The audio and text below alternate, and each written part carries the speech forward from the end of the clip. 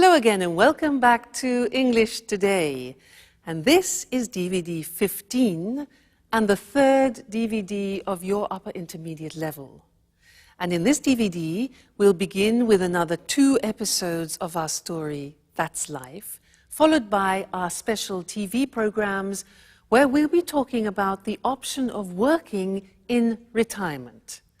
And then our sports expert will tell us about sumo wrestling, fat and fast.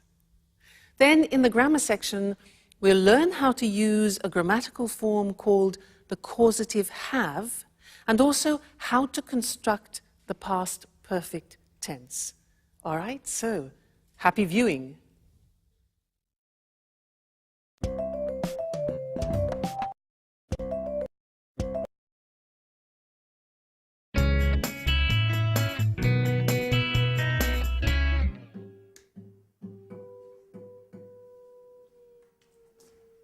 Hello? Anyone home? Anne, it's great to see you. Hi. Oh, you look great. Oh, thank you, Paolo. You look well yourself. And this house is so untidy and so dusty. I know. Let's give this place a good clean. The others will be here in a minute. Let's get started straight away.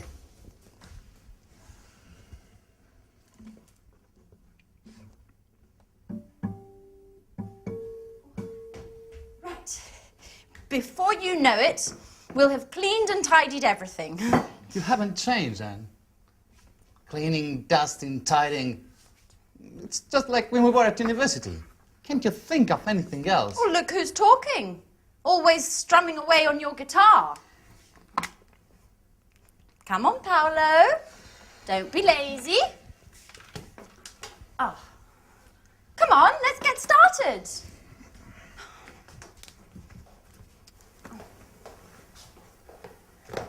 Da-da-da-da! Surprise, surprise! Oh, Michelle! Sandra! How are you? Good. Hi. Sandra. Wow. Wonderful. All together again, just like the old days. Okay, guys, what shall we do? I want to have lots of fun. So do I. Come on, Michelle, let's go for a long walk all the way down to the lake. Stop where you are. Where are you two going? Come on, Paolo, pick up that brush again. And Michelle, please, can you pick up your bag and that frightful hat? At your command, Captain. Come on, Michelle, stop playing around and give us a hand. Oh.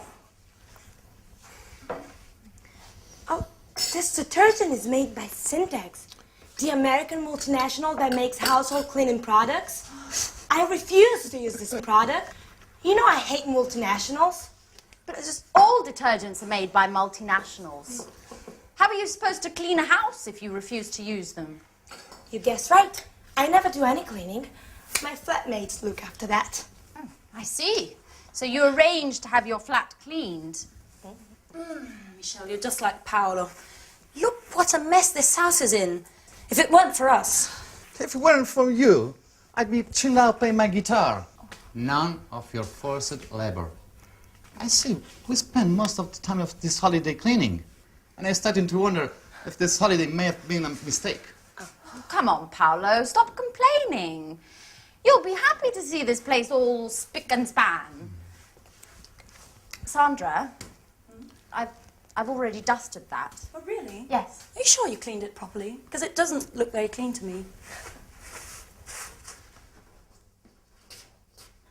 Mike! Hi! What's going on here? Are you my old college friends or workers from a cleaning company?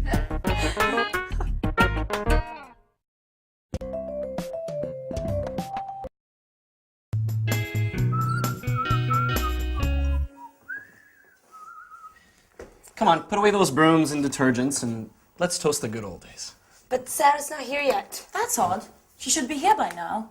She said she'd be here just after lunch. That's right. And she's the one who organized this reunion. Am I wrong?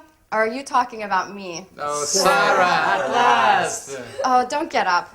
So, everybody ready for the toast? Yeah. Well, actually, I'm really tired. I need to lie down. Oh, Sarah, don't be a spoil sport. We have been waiting for you. Come on, ladies!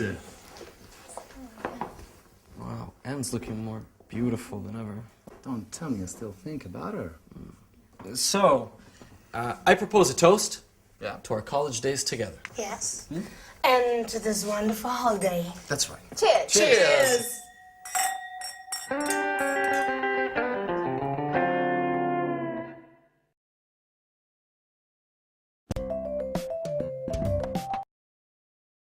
Hi again, and welcome back to your live TV program to learn some more English language. Now, in that last episode, Anne was quite surprised that Michelle doesn't clean her flat herself. In fact, she said, I see, so you arrange to have your flat cleaned. To have your flat cleaned. Now, that means that somebody else cleans the flat for Michelle. This is very interesting. Well, in fact, that's what I do too. I don't clean my flat myself. Somebody cleans it for me. So I have my flat cleaned every 2 weeks. Now, this is an interesting grammatical form because we use it when we talk about services. We talk about other people who offer us services. Let me give you another example. Hair. I don't cut my hair myself. It's too difficult. I can't do the back. So I go to the hairdressers, and that's a service. So I go to the hairdressers and they cut my hair. And I say, every month I have my hair cut. So that is a grammatical form using the verb have, which describes services. Somebody does something for you, and we can use it, for example, with the hairdresser, with the mechanic. For example, if your car breaks down, usually you go to a mechanic, with cleaners, with the dentist, things like this. So, services. So I'd like to go to the screen now and show you how this works grammatically, because it's very different to other languages. And we're using the verb have. That's why it's called the causative have. Causative in the sense that it causes things to happen, all right? Let's look at the form. Have something done. So in the present tense, you can say, every month I have my hair cut. Now notice, the verb have is in the present form because we can use this grammatical form in any tense. So we start with the verb have, then we have the object. That's important. I have my hair, and then the past participle. Okay, the object is in the middle. So every month I have my hair cut. Another example. Every year I have what? My teeth, past participle, checked. Okay, I have my teeth checked. Every year I have my kitchen painted. Do you see? And every 3 months I have my car serviced. So I go to the mechanic and I have my car serviced. So be careful, because it's terribly important to put the object between the verb have and the past participle. I have my car serviced. Okay? Now, let's move on to the past tense, because, as I said, you can use this form in any tense, past, present, future. So, examples. Last week, I had my eyes tested. So the opticians, that's a service. I had my eyes tested. Yesterday, I had my photograph taken. Often when you need to renew your passport, for example. Last week, I had my dress dry cleaned. Again, that's another service. You don't do it yourself. Somebody does it for you, okay? So the verb have goes into the past. I had something done. And now let's look at the future. Tomorrow, I'm going to have. So here the verb have goes into the future, expressing an intention. So we have, I'm going to have my scooter repaired. All right, object in the middle. Next week, I'm going to have my hair colored. And next week, I'm going to have my passport renewed. All right, so the causative have, very, very useful, and you don't find this in other languages, so you need to practice it. And remember, first the verb have, then the object, and then the past participle. All right, so that's the causative have, and I think you'll find it very useful. All right, great. So see you again in the next lesson for some more language. Bye.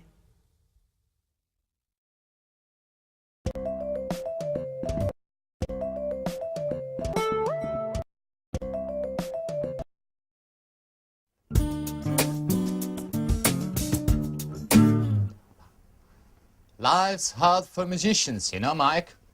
Sample recordings, auditions, the odd performance, but never anything serious. Always waiting for the big break.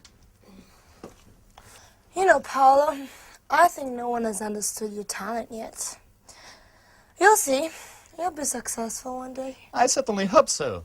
I need to make money somehow. Why don't you get a job? Something, until you make it as a guitarist. What would I do? Working in a bank like you? No, that's not for me. It's not as if there are only banks to work in. There are other jobs you could do. I know, I know.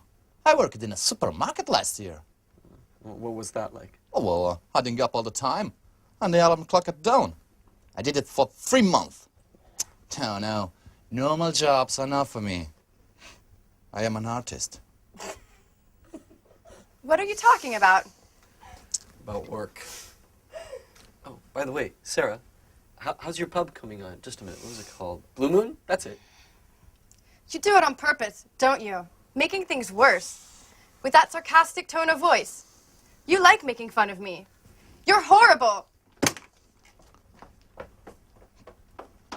But what did I say? What? Didn't you know? Sarah's pub burned down 2 years ago. The insurance hasn't paid. They say the fire wasn't an accident. Sarah's lost everything, including the sense of fun she used to have. Man, I really messed up. I didn't know that had happened. We spoke at Christmas, but she didn't say the pub burned down. You know what Sarah's like. She doesn't like to speak this thing. This experience has really changed her. And I think this holiday will be good for her. Hey, what's going on?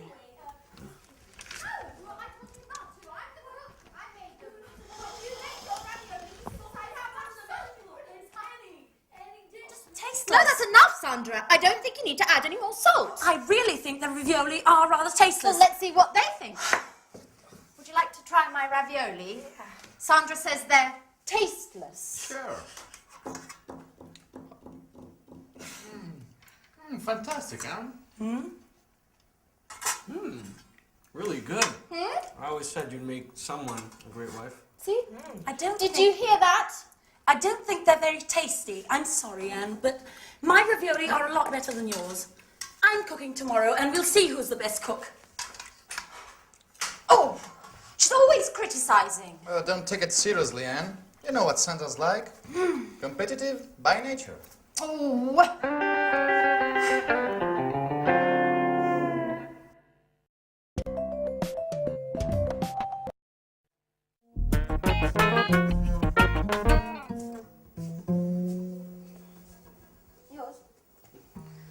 Okay, guys, let's have a chat. Tell me what you've been doing since we last met. Well, Paolo and I were talking about our work and our hopes for the future. Work. Let's talk about something a bit more interesting. Romances, passionate love story, things like that. Oh, you, for example, Anne. Have you got a boyfriend? Me? Well, why me? I've got to go to the kitchen to check on the roast. Oh, come on, Anne. Don't be shy. Answer Michelle's question. Okay. Well, there is someone. But he's not my boyfriend. What does that mean? He's my flatmate. His name's Jack. And he's going out with a friend of mine called Sharon. But I still hope I have a chance. I really do like him. And I think about him all the time. Are you in love? Maybe. Yes. Yes, I think I am. Wow. I adore passion and tormented love stories.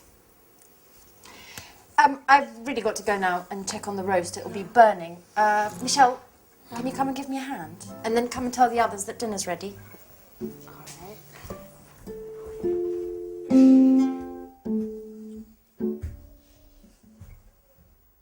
Mike? Mikey? Hello?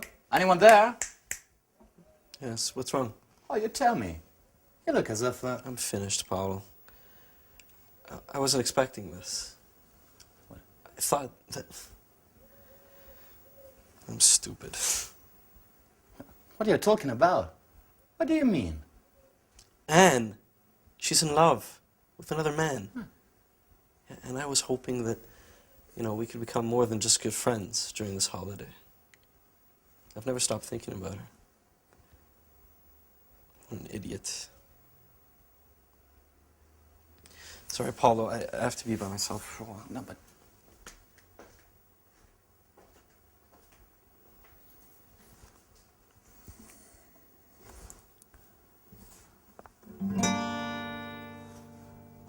Beautiful girl with brown eyes. Oh, dusting up, dusting away. My heart sighs. My heart sighs. Oh yeah, not bad. Inspiration at last. Oh, thanks, Mike. You're a great friend.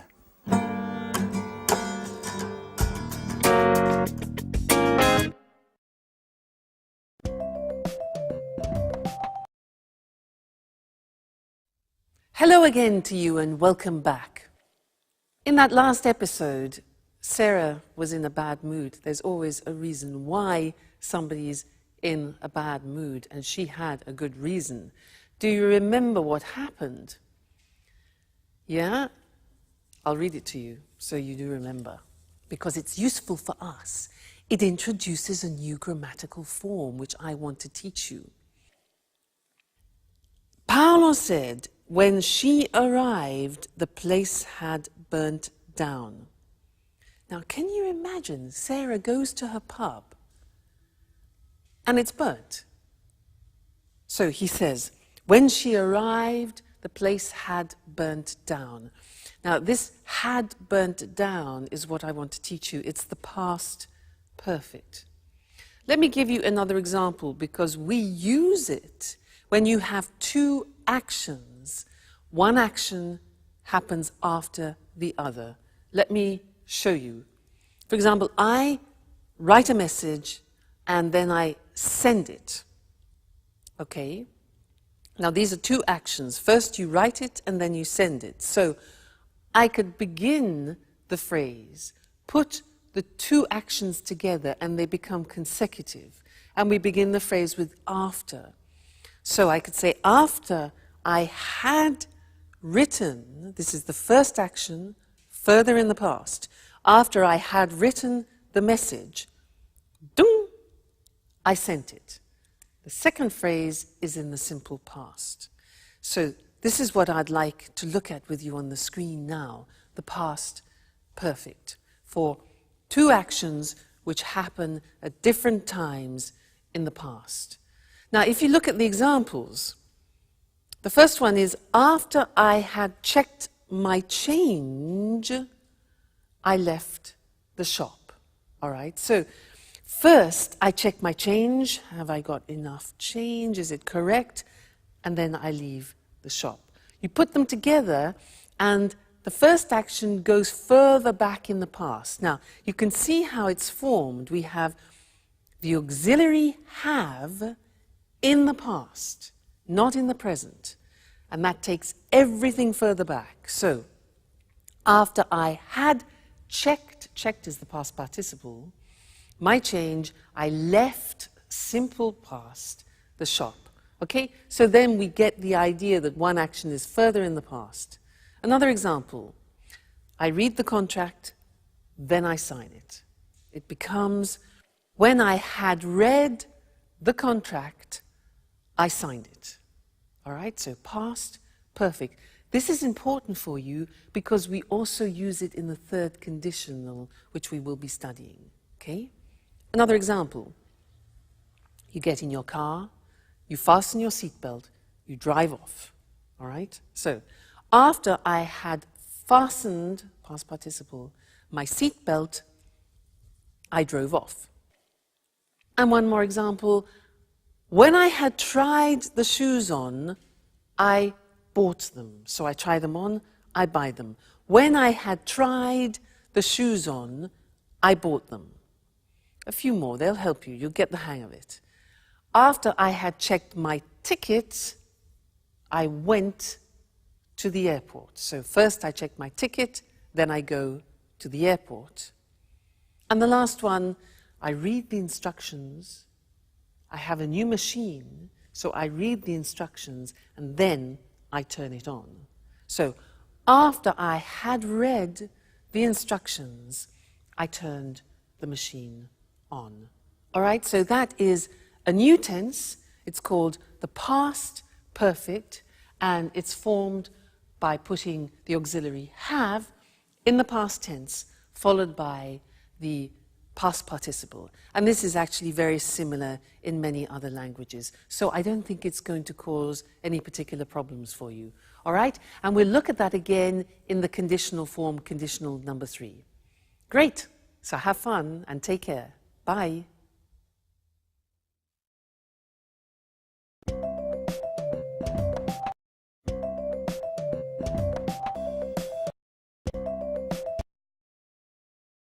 Good evening, and welcome to this week's edition of Let's Talk. In the studio with me, as always, are our commentators, Marie and Tom. Good evening, everyone. Good evening. I'd like to start our discussion this evening with some personal questions. How old are you? Are you nearing retirement? Are you already retired? Perhaps you have your working life ahead of you. Anyway, one thing is for sure. The meaning of the word retirement is going to change in the future. Let's talk about this with Tom and Marie. You're right, Eric. The traditional division of life into 3 cycles, education, employment, and retirement, must change. People in developed countries are living longer. By 2025, in developed countries, the share of the population over 60 will have reached 26%.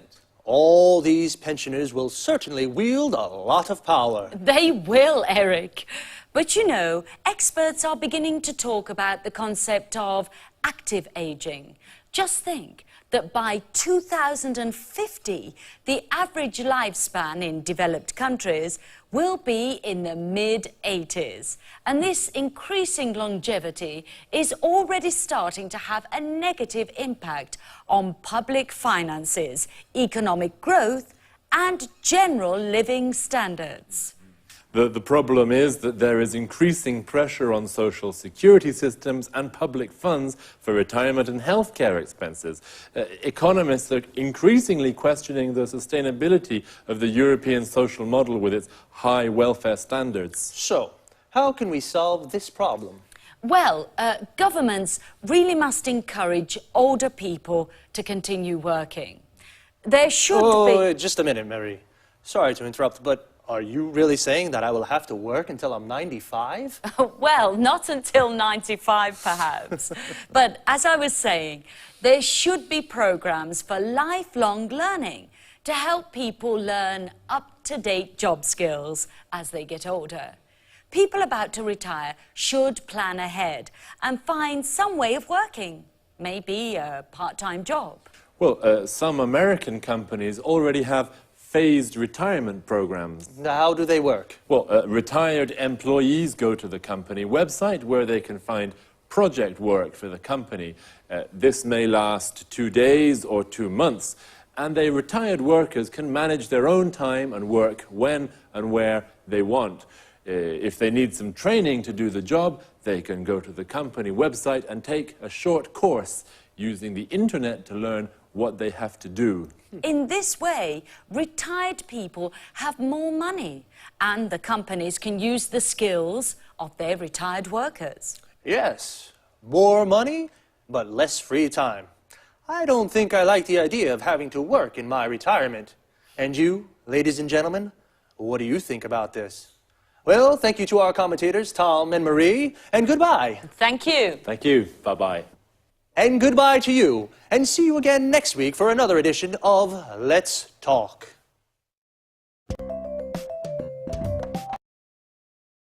Well, today's discussion was about how retirement will change. Retirement is when people stop working. The retirement age in European countries is around 60. We say a person retires. To retire means to stop working. And a person who is retired is a person who has stopped working. They are called pensioners. A pensioner is a retired person who receives weekly or monthly payments from the state. The money a pensioner receives is called a pension. So why and how will things change in the future? The average lifespan is increasing. A lifespan is the length of a life. So people are living longer. We call this longevity. This increasing longevity is having a negative impact on public finances and living standards. Public finances are the money a government has to spend on its services. And living standards are what we call the general level of life in economic terms. There is more pressure on social security systems in Europe.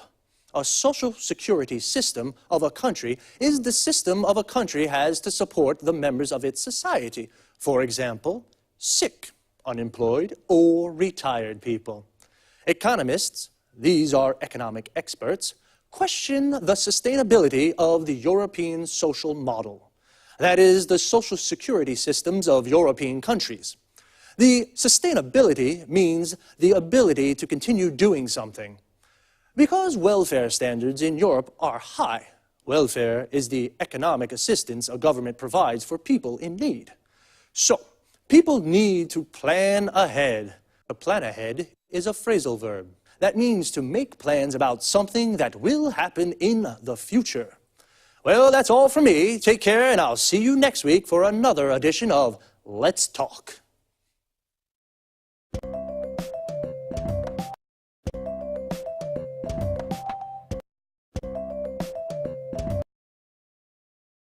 Good afternoon, and welcome to this week's edition of Sports Special. With me in the studio is John Forbes, our sports expert. Hello, Eric, and good afternoon to all our sports fans. Well, John, which sports are you going to talk about today? I'd like to talk about sumo. Interesting. I must say I know something about the martial arts, karate and judo, but sumo? I know almost nothing. Those enormous guys, their unusual hairstyles, their colorful and rather unusual clothes. So, please tell us more. Well, Eric, you know sumo is a martial art too, and it's Japan's traditional national sport. In fact, it's one of the world's oldest sports. It was first mentioned in a Japanese book more than 1,000 years ago, but experts believe it might be much older. Really? More than 1,000 years old? Yes, and you know there are also ancient wall paintings showing the sport. Archaeologists think prehistoric man may have done sumo as a form of prayer to the gods for a good harvest. I think most people in the West watch these enormous wrestlers without appreciating these ancient traditions. That's right, Eric. Sumo isn't just a sport. It's more a way of life, and it's played an important role in Japan's cultural and religious history. In Japan, successful sumo wrestlers are looked up to as role models and heroes by many people. How does a sumo match work? Two men meet in a ring that is about 4.5 meters across. The aim of the game is to force your opponent out of the ring or make a part of his body, apart from the soles of his feet, touch the floor. A bout can last just a few seconds or as long as 3 minutes. Sumo wrestlers are very big, but they can move very quickly. Do you think I could be a sumo wrestler? Well, if you put on 100 kilos, maybe yes. Sumo wrestlers start their training when they're young boys. If they show promise, they go to live in a traditional Japanese house called a sumo stable. The young boys train a lot and look after the older wrestlers. They prepare their food and clean their rooms for them. Everyone in the sumo stable eats a lot. They eat lots of noodles, rice, fish and chicken. The traditional dish is called chankanobe, and it's made with fish, meat and vegetables. The wrestlers eat this with lots of rice and they drink lots of beer too. Then they go to sleep. So, that's how they put on so much weight. Yes, the secret is to eat a lot and then sleep. This helps the wrestlers put on weight. And the wrestlers' hairstyles, where do they come from? A good question, Eric. There are lots of different ranks for sumo wrestlers. The best wrestlers are in the top rank. The style of a wrestler's hair depends on his rank. All the hairstyles come from samurai traditions. Samurai were traditional soldiers in Japan. Interesting. I guess it's difficult for a sumo wrestler to find a girlfriend? Actually, it's not that difficult, Eric. Successful wrestlers usually go out with beautiful models or pop singers. Where can you see tournaments in Japan? There are 6 grand sumo tournaments called basho every year. They take place during odd-numbered months like March or July. The basho take place in Tokyo and Osaka, Nagoya and Fukuoka. Thanks, John, for a fascinating explanation of these rather mystifying sport. We found out a lot about sumo. Thanks, John. Goodbye. And goodbye to all our sports fans. See you next week for another edition of Sports Special. So, today we found out about a martial art called sumo. A martial art is an art of self-defense without using weapons, just your body. To find out about something means to learn new information. We found out that in Japan, sumo is more than just a sport, it's a way of life. People look up to sumo wrestlers. They are heroes. To look up to someone means to respect and admire them. A sumo wrestler is a man who practices sumo.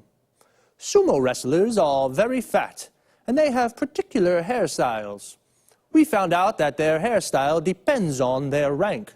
Notice how we say depends on something. A rank is a position on a scale. The best wrestlers are in the top rank. And I was surprised to find out that sumo wrestlers go out with beautiful girls. To go out with someone means to have a romantic relationship with someone. What about you, ladies? Would you go out with a sumo wrestler? And you guys?